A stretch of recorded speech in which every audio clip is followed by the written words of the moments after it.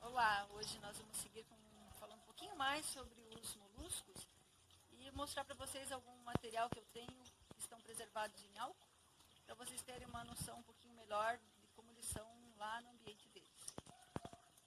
Vamos lá então, nós vamos falar primeiro um pouquinho mais sobre os gastrópodes. Primeiramente, nós vamos mostrar aqui uma lesma, a mesma que nós vimos na outra aula, só que aquela estava viva, esse aqui material já estava morto, então eu coloquei ele em álcool.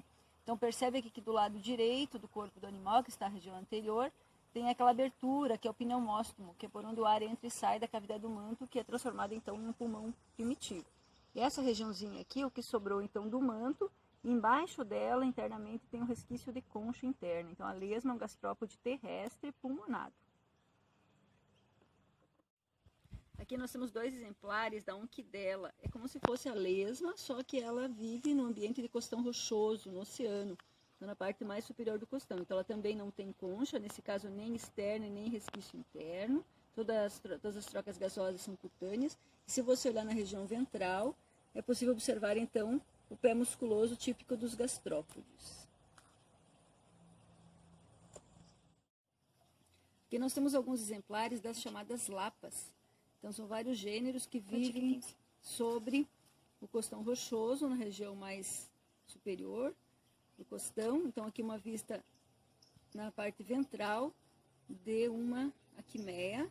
Então, é um gênero de gastrópode que tem apenas uma concha, uma única volta na concha, aqui mostrando o pé musculoso, rastejador, e aqui a região da cabeça.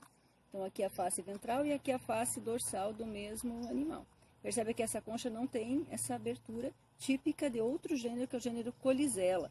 Nesse caso, essa abertura é para a saída da água. Quando ela passa então pela região das brânquias, ventralmente, ela sai por essa abertura, que é então um orifício, né, típico do gênero fissurel.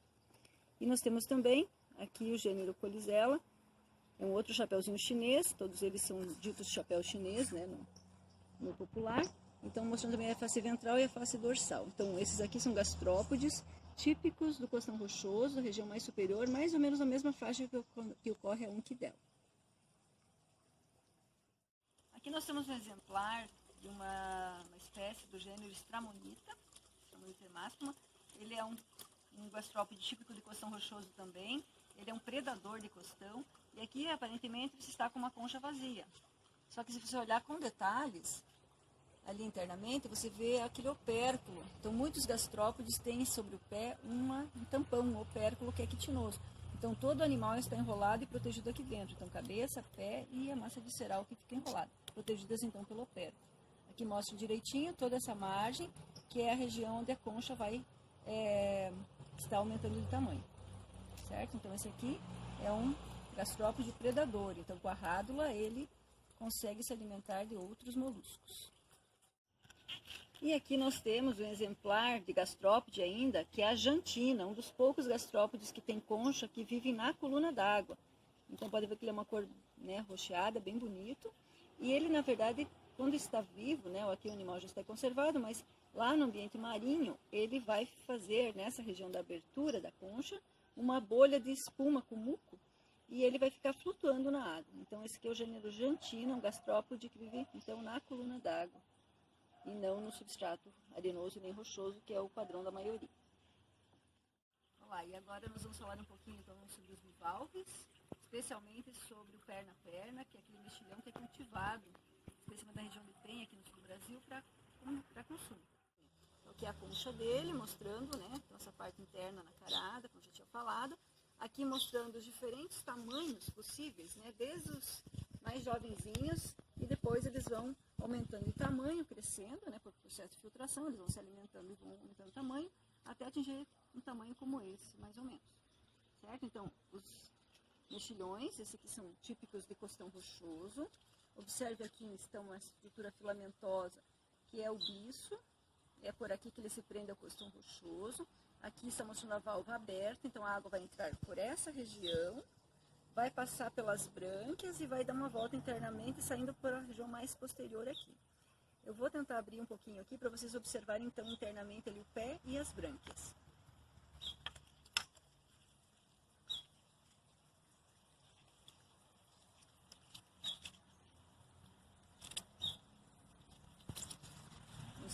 fácil de observar.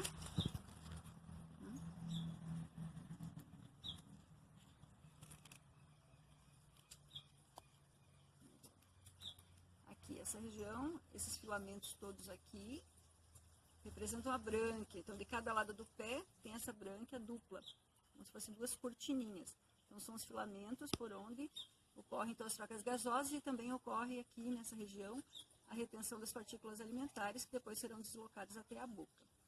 Então, aqui as brânquias, aqui os filamentos do biço. O biço, na verdade, é uma secreção, ele é líquido e depois ele vai sendo, então, ele vai enrijecendo conforme entra em contato com a água do mar. Eu vou mostrar um desses mexilhões sem uma das válvulas, sem a concha, para vocês observarem como é que é o manto.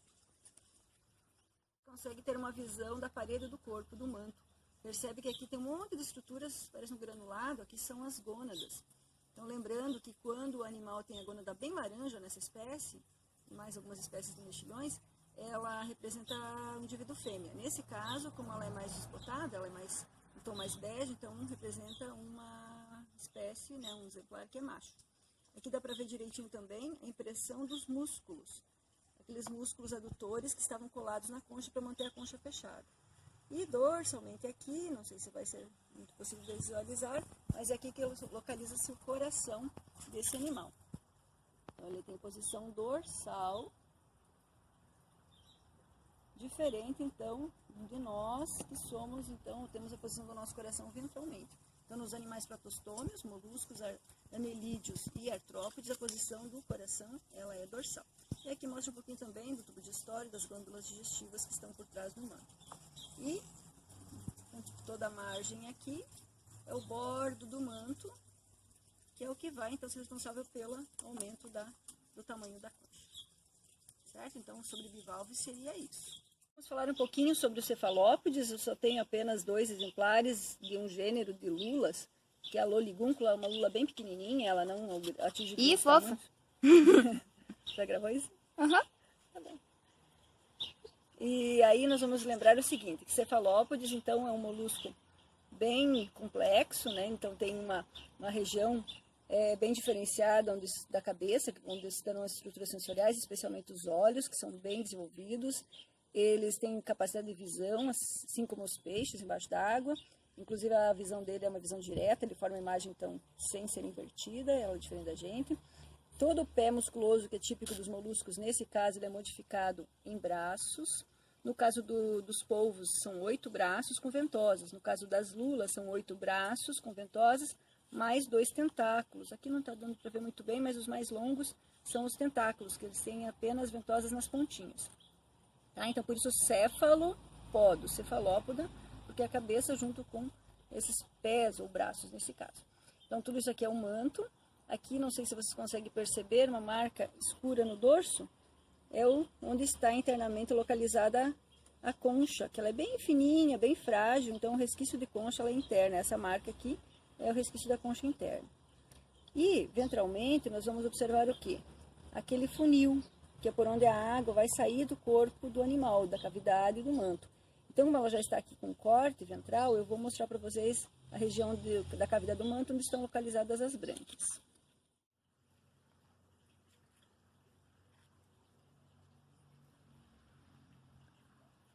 Então, aqui nós estamos visualizando, né, um corte ventral, aqui a cavidade do manto, e aqui estão projetadas as brânquias, uma de cada lado. Veja, ela é bem sensível, ela é bem ramificada, ela está desbotada aqui, né, porque esse material já está em álcool, mas ela fica projetada aqui dentro.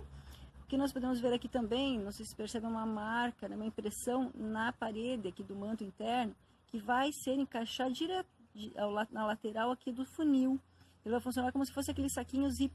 Então, no momento que a água vai sair, essa parte aqui vai ficar fechada e a água vai ser direcionada para dentro desse funil. Então, a água vai passar por aqui. E lembro que é isso que proporciona a locomoção a jato, né? Propulsão a jato das lulas. Vou chamar só mais atenção para uma coisa aqui também. Ela é bem pequenininha, né? Uma espécie das menores que a gente tem. Aqui nós temos uma bolsinha escura, ó, atrás do finalzinho do intestino, que é o saquinho de tinta, típico então das lulas e dos polvos, certo? Então, a parte aqui do saco de tinta, então que ela se utiliza então para se esconder, né, quando ela se sente ameaçada. Então, sobre o cefalópode seria isso. E para finalizar essa demonstração, eu quero que vocês observem esse exemplar aqui. Percebe, então, esse pé com uma sola rastejadora? Lembra muito um gastrópode, lembra, né, aquela lesma que nós acabamos de falar. Mas dê uma olhadinha, então, na face dorsal desse animal. Ah, ele não vai parar aqui na água, não, só um pouquinho. Percebe que ele tem 8 plaquinhas dorsalmente? Então, esse é um exemplar de Quíton, poliplacófora. Então, aqui no sul do Brasil, eles são bem pequenos mesmo, eles não atingem grandes tamanhos. E eles são encontrados também no costão rochoso, especialmente embaixo de rochas, essas rochas que ficam soltas na praia. Então, para encerrarmos essa demonstração, então só mais uma última coisinha. Lembra que nós falamos então dessa parte mais interna, a camada mais interna da concha.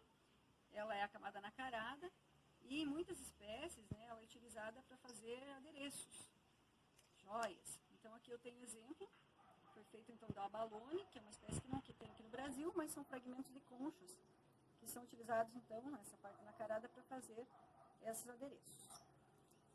E também um livro que é bem interessante, é um livro bem baratinho, que é sobre as conchas de nossas praias. Existem também exemplares que são os lesmas e caracóis dos nossos jardins, que é um guia prático para quem gosta, né, se interessa mais por esse assunto. Certo? Então, seria isso. Espero que tenham gostado. Já que nós não conseguimos, então, fazer aulas de laboratório nessa quarentena, fica um pouquinho de demonstração, especialmente desses exemplares que nós temos aqui no sul do Brasil. Até a próxima.